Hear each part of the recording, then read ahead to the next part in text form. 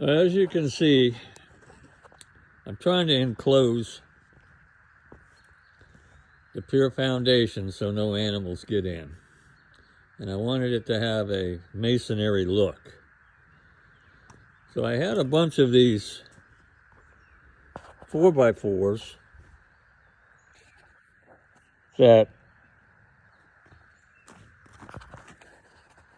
were covered with, they're pressure treated 4x4s, and they were covered with, I don't know, PVC or plastic sleeves.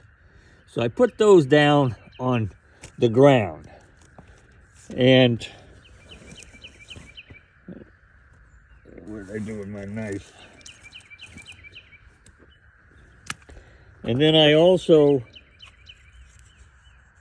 put tar paper, 30-pound felt.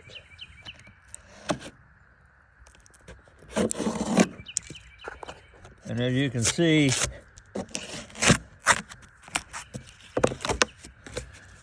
the OSB is not anywhere near ground contact. This was always my intention of doing it this way. Now I started at the other end of the building.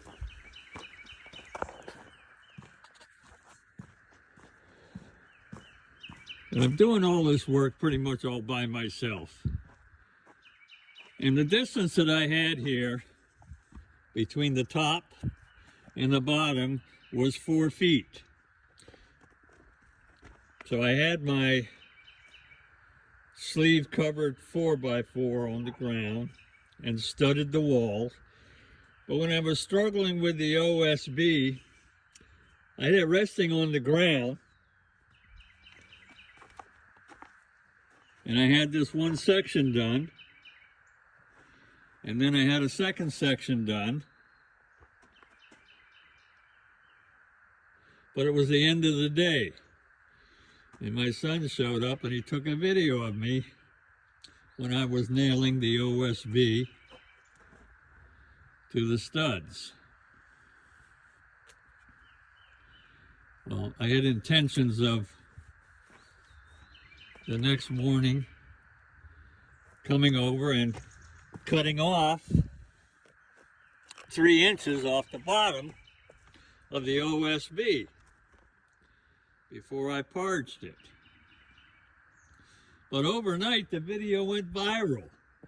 I can't believe all of the people who commented and criticized about doing something wrong, having OSB touch the ground. So as you can see, as I went along, I did it like this.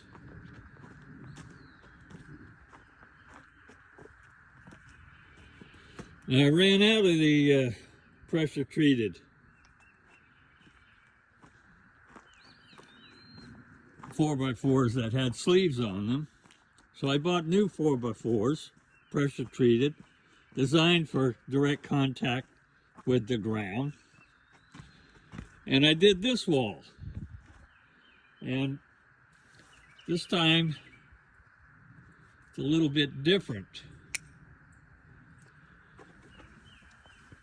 I'm going to cut this out so you can see.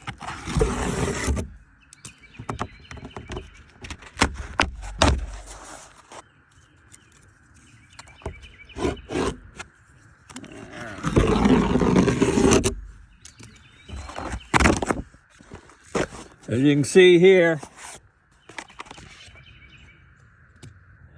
I have the 4x4 on top of felt, and I recessed the studs back so that the OSB comes down and sits right on top